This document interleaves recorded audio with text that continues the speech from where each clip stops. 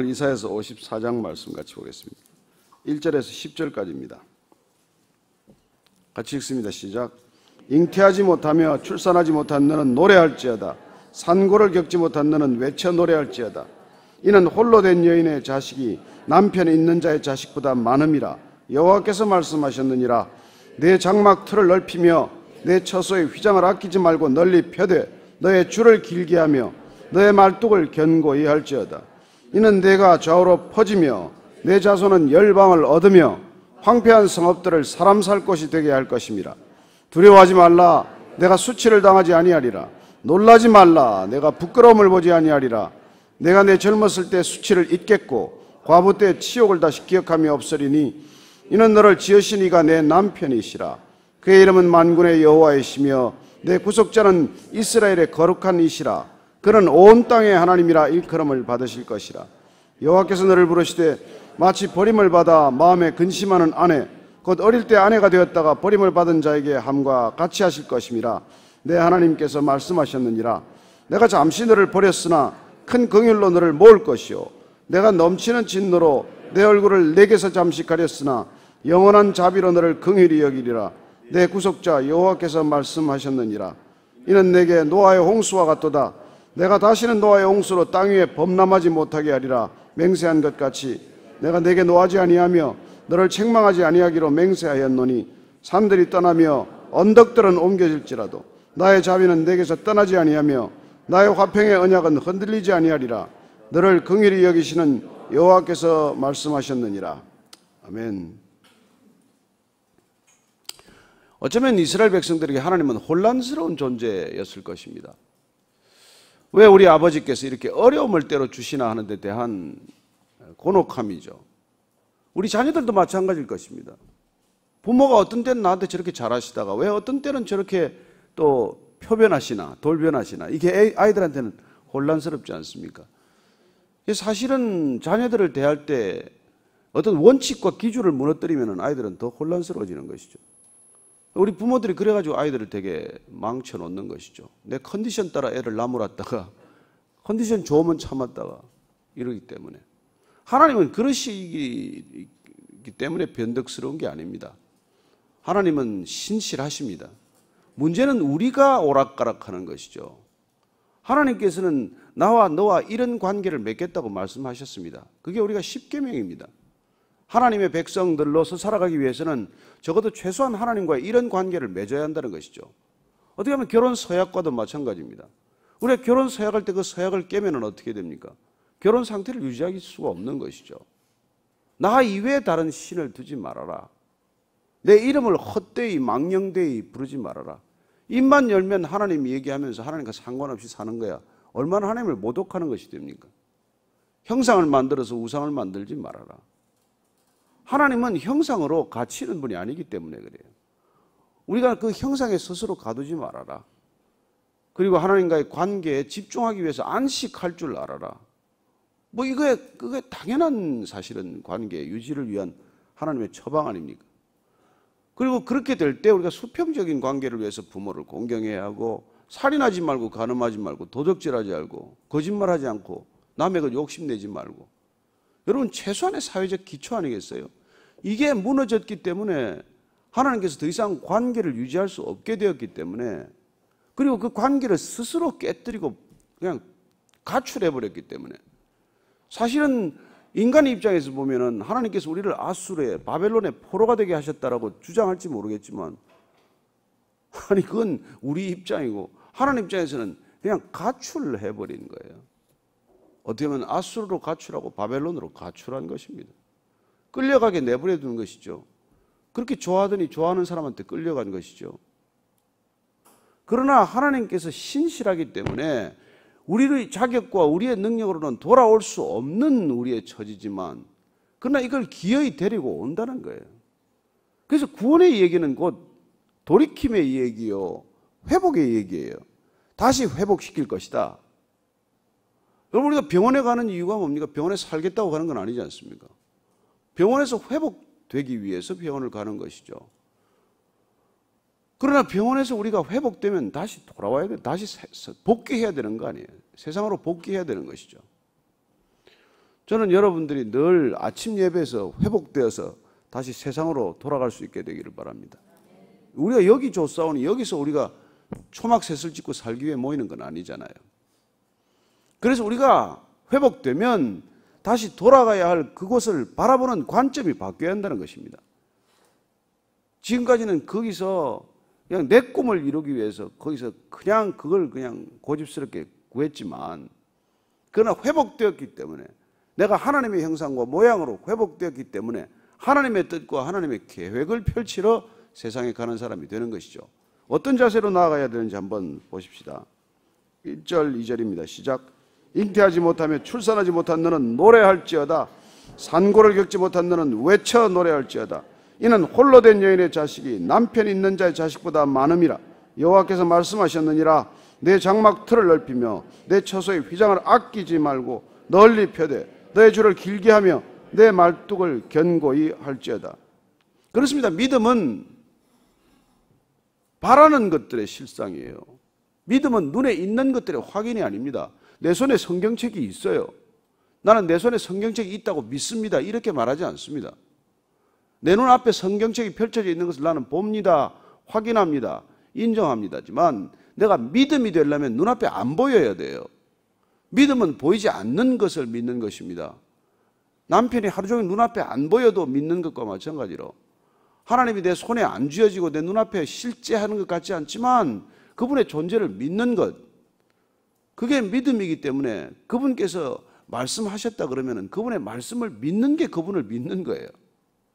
그래서 그분께서는 말씀하시는 분이고 그분의 말씀을 하나님으로 우리가 믿고 듣고 순종해야 마땅한 것이죠. 그런데 지금 그분께서 지금 잉태하지 못하고 출산도 못한 너는 노래하라고 말합니다. 애를 낳아본 적도 없는데 노래하라는 거예요. 아이 못 낳는 사람들에게 이런 말은 얼마나 끔찍한 말입니까? 그런데 그렇게 노래해야 될 이유를 자식이 있는 남편, 있는 자, 남편이 있는 자의 자식보다도 결혼 안 한 여자의 자식이 더 많다고 얘기합니다. 여러분, 이게 믿음의 세계라는 것이죠. 저 여인은 막 애가 주렁주렁 있어요. 근데 나는 애가 없어요. 근데 애가 더 많을 거라고 얘기해 주는 거예요. 그게 믿기겠습니까? 근데 그걸 약속으로 붙드는 사람에게는 그런 일이 실제가 되는 것이죠. 그래서 바라는 것들의 실상이요, 보지 못하는 것들의 증거라고 말하는 것입니다. 브린나에게는 애가 있어요. 한나는 지금 애가 없어요. 그러나 한나는 그냥 성전에 가서 매일 눈물로 기도하는 거예요. 하나님께서 내게 자녀를 주시면 하나님께 돌려드리겠습니다. 그래서 하나님께서 약속을 주셨어요. 그래서 그 아이를 약속대로 하나님께 드렸더니 더 많은 자녀들을 그에게 주셨다는 것이죠. 그러나 이거는 조심해야 됩니다. 하나님이 그럴 거기 때문에 내가 미리 하나님을 한번 테스트해 보겠다, 이런 마음가짐을 가지고 이게 늘 이렇게 하나님께 헌신하는 분들이 있어요. 요만큼 하면 더 주시겠지, 헌금을 이만큼 하면 되돌려 주시겠지. 그런 거래를 우리가 뜻하는 건 아니에요. 근데 많은 우리가 잘못된 신앙을 보면 거래적 관점에서 헌금하는 분들이 계시더라고요. 요거 하면은 10배로 돌려주시겠지. 아니 30배, 60배, 100배 열매가 있겠지. 그 열매를 믿는 것은 믿음이지만은 그걸 기대하는 것은 그건 사행심 같은 거예요. 이 미묘한 차이를 여러분 잘 놓쳐서는 안 됩니다. 어떤 분이, 제가 아는 분은 꼭 돈이 필요하면 헌금을 해요. 빚을 내서 헌금을 해.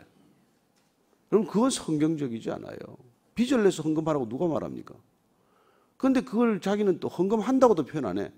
헌금을 내 지른다 그래.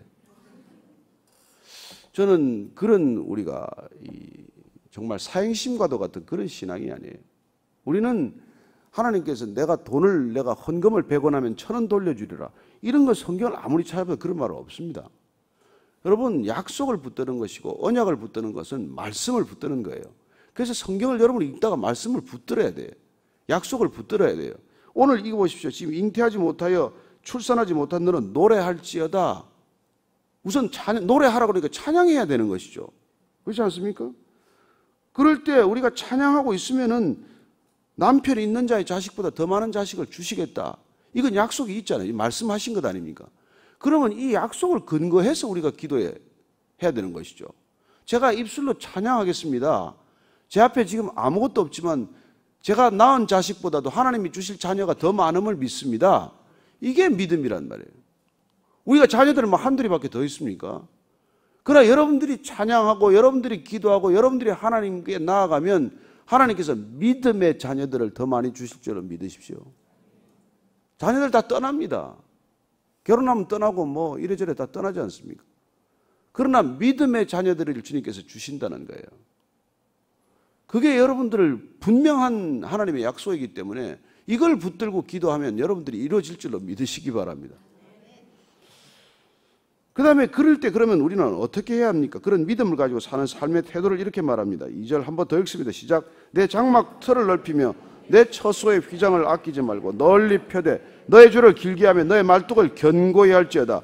그 사람들은 이게 무슨 말인지 금방 알겠죠. 매일 장막을 걷었다가 폈다가 이거 하는 사람들이니까 이 베두인들이나 이 사람들은 뭐 텐트 쳤다가 걷는 거 일도 아니죠. 그러나 오늘 장막 털을 넓히라.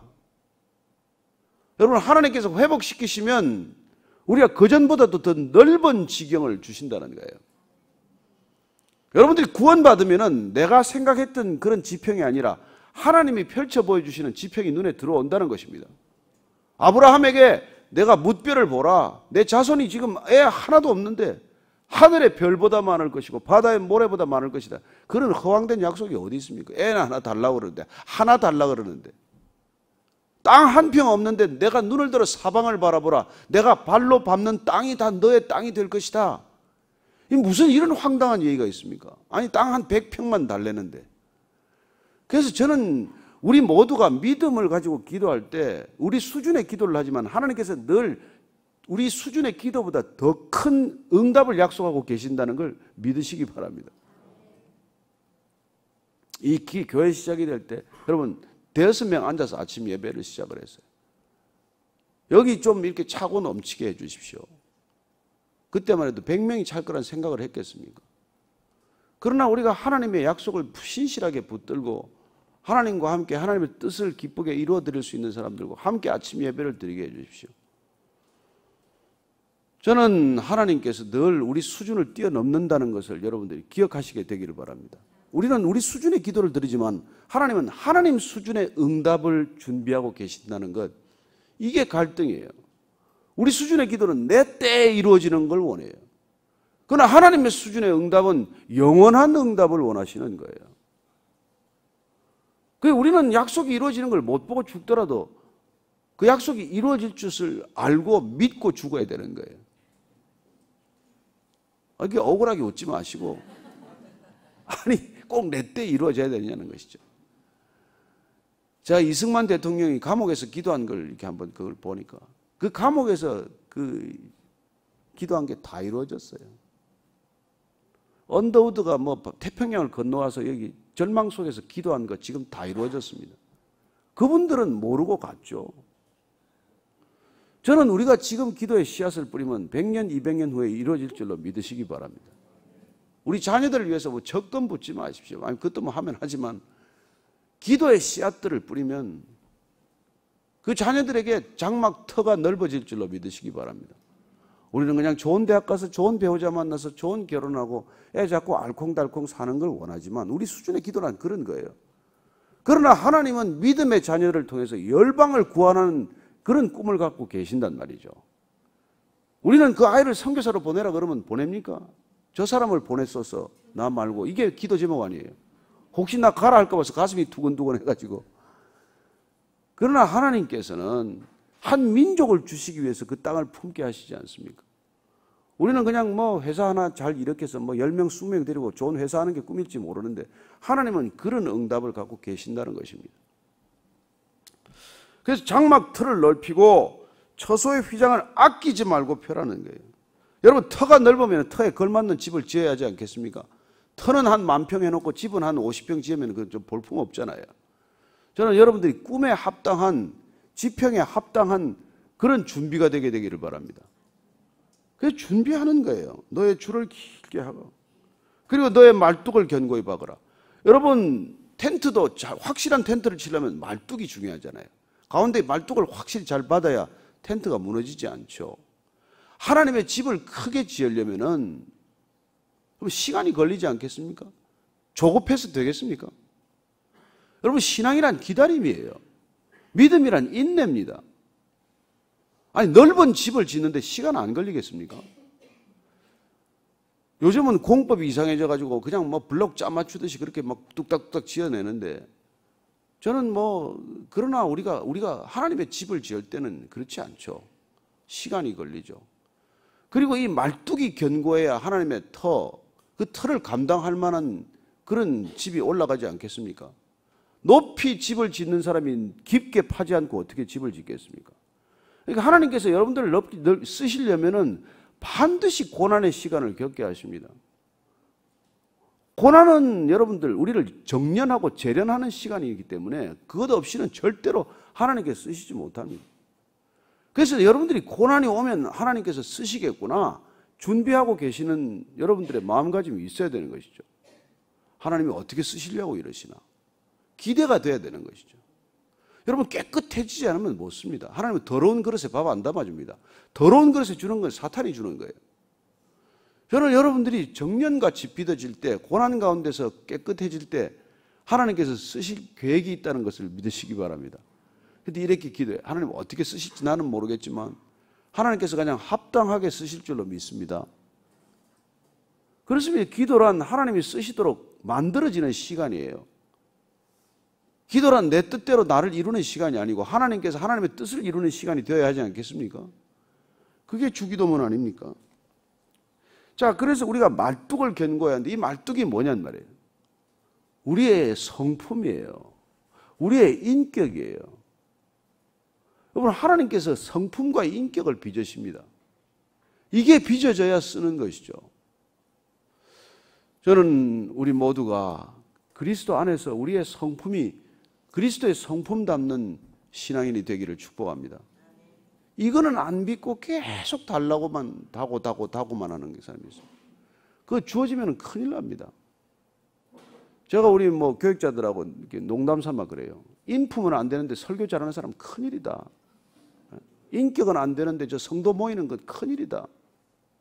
그렇지 않습니까?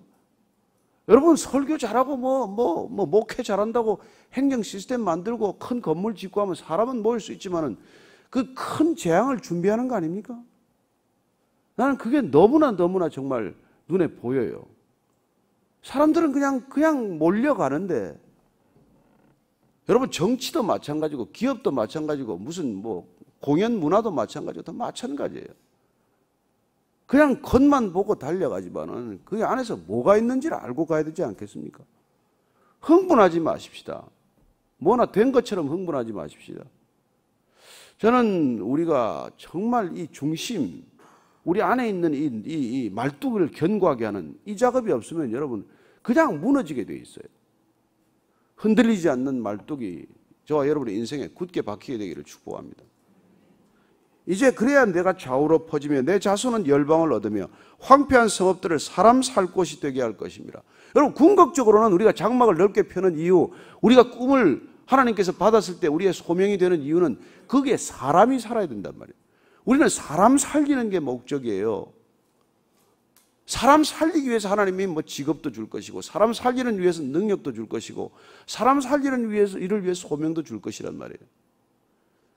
그래서 우리가 가끔 만나는 사람 살리는 교회가 이름은 잘 지었어요. 사람 살리는 교회래. 누구는 죽이나? 그런 생각이 지금 들긴 하지만 어쨌건 교회 본질은 사람 살리는 거란 말이에요. 사람이 살아나야 된단 말이에요. 그래서 여러분들이 가면서 살아나고 있습니까? 그러면 교회예요. 근데 갈 때마다 힘이 들어. 점점 시들어가. 죽어가. 아니, 거길 왜 가냐고. 사람 살리는 곳인데. 저는 여러분을 만나는 사람마다 살아나게 되기를 바랍니다. 그 여러분들 만나면 점점 피곤해져. 그러면 안 되는 거죠. 저는 여러분들을 만나면 그분이 살아나는 걸 보는 기쁨을 맛보게 되기를 바랍니다. 그게 목회예요. 그게 신앙생활이에요. 신앙생활이라는 게 나를 만난 사람이 이렇게 살아나야 되는 것이지, 저 사람만 만나면 머리가 아파. 무슨 얘기인지 못 알아듣겠어. 힘들어. 그건 아니죠. 그건 아니죠. 자, 4절부터 쭉 읽습니다. 시작. 두려워하지 말라. 내가 수치를 당하지 아니하리라. 놀라지 말라. 내가 부끄러움을 보지 아니하리라. 내가 내 젊었을 때 수치를 잊겠고 과부 때 치욕을 다시 기억함이 없으리니 이는 너를 지으신 이가 내 남편이시라. 그의 이름은 만군의 여호와이시며 내 구속자는 이스라엘의 거룩한 이시라. 그는 온 땅의 하나님이라 일컬음을 받으실 것이라. 우리가 그런 정말 사방을 주님께서 주신다는 그 위대하신 하나님을 우리가 믿을 수 있는 까닭은 그분께서 우리의 허물, 우리의 잘못을 그렇게 꽁하게 붙들고 평생 내가 너를 그걸 용서하나 봐라 이런 분이 아니라는 거예요. 우리는 비록 부끄러운 짓도 하고 수치스러운 과거가 있을지 몰라도 하나님께서는 그걸 다 잊어버리시겠다는 거예요. 그걸 가지고 우리를 쥐고 흔들지 않겠다는 것입니다. 여러분, 하나님은 우리 약점을 가지고 쥐고 흔드는 분이 아니에요. 인간은 그냥 그 남의 약점 쥐고 허물을 쥐고 그걸 쥐고 흔들고 그걸 가지고 사람을 협박하지만 하나님은 우리를 절대로 두렵게 하거나 겁박 주지 않습니다. 사단의 특징은 위협하고 협박하는 것이고 하나님의 특징은 용서하고 관용하는 것 아닙니까? 품어주는 것 아니에요. 돌이키시는 것 아닙니까? 그분은 내 남편이라는 거예요. 만군의 여호와요. 이스라엘의 거룩한 이시요. 온 땅의 하나님. 자, 6절, 7절, 8절 읽습니다. 시작. 여호와께서 너를 부르시되 마치 버림을 받아 마음에 근심하는 아내 곧 어릴 때 아내가 되었다가 버림을 받은 자에게 함과 같이 하실 것임이라. 내 하나님께서 말씀하셨느니라. 내가 잠시 너를 버렸으나 큰 긍휼로 너를 모을 것이요 내가 넘치는 진노로 내 얼굴을 내게서 잠시 가렸으나 영원한 자비로 너를 긍휼히 여기리라. 내 구속자 여호와께서 말씀하셨느니라. 잠시 분노하셨지만 영원히 자비를 베푸시는 분이에요. 잠시 우리가 어려움을 겪게 버려두시지만 그러나 영원히 회복시키시기를 원하시는 분이십니다. 그래서 우리가 어떤 고난이 있든 잠시 겪는 거예요. 여러분, 고난이 오래 가지 않습니다. 잠시예요. 영원이라는 시간에 비춰보면 우리 인생 전체가 잠시 아닙니까? 우리는 이 인생 전체가 잠시 거쳐가는 시간이에요.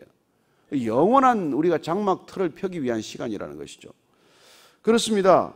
그래서 하나님께서는 우리를 늘 잠시 겪는 고난 가운데도 버려둘 수 있다는 것입니다.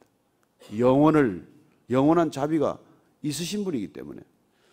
자, 9절 10절 읽고 마칩니다. 시작. 이는 내게 노아의 홍수와 같도다. 내가 다시는 노아의 홍수로 땅 위에 범람하지 못하게 하리라. 맹세한 것 같이 내가 내게 노하지 아니하며 너를 책망하지 아니하기로 맹세하였노니 산들이 떠나며 언약들은 옮겨질지라도 나의 자비는 내게서 떠나지 아니하며 나의 화평의 언약은 흔들리지 아니하니라. 너를 긍휼히 여기시는 여호와께서 말씀하시느니라. 너의 긍휼, 하나님의 긍휼, 이 긍휼은 여러분 우리의 죄악보다 크다는 것입니다. 이게 구원의 근거 아닙니까? 왜 우리가 구원받습니까? 왜 우리가 자녀들을 끝까지 우리가 그렇게 품에 품고 있습니까? 아이들의 잘못보다 부모의 사랑이 크기 때문이죠.